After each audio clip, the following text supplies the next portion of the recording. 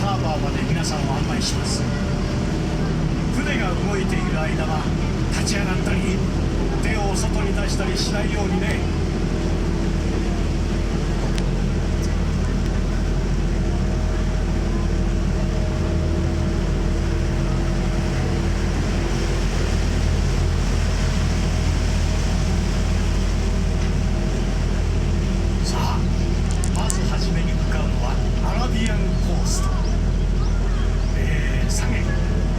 つまり皆さんの左手に見えるあの大きな砦、あれはシンドバッドの7つの航海への出発地。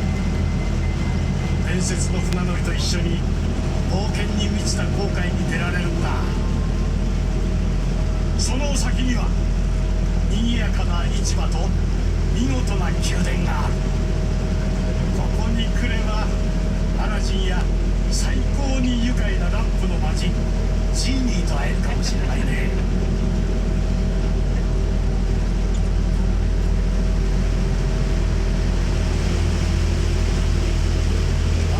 ところで長いこと船乗りをやっていると人魚の話をよく聞くんだがね。人魚というのは決して作り話じゃないんだよ。右舷にあるのはアーメイドラク。トリトン王の城の中に入っていくとそこに海底の世界が広がっていてアリエルと海の仲間たちが迎えてくれる。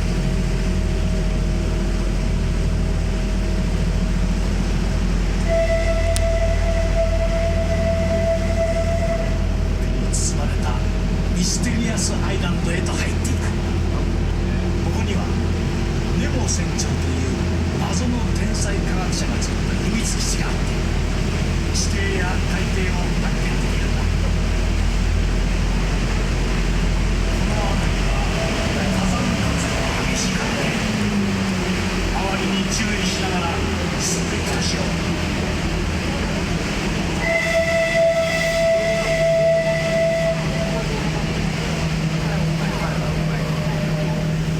無限にあるのはノーチラスネモ船長の潜水艦だ。ネモ船長はこの潜水艦で世界中の海を2万マイルも旅したそうだ。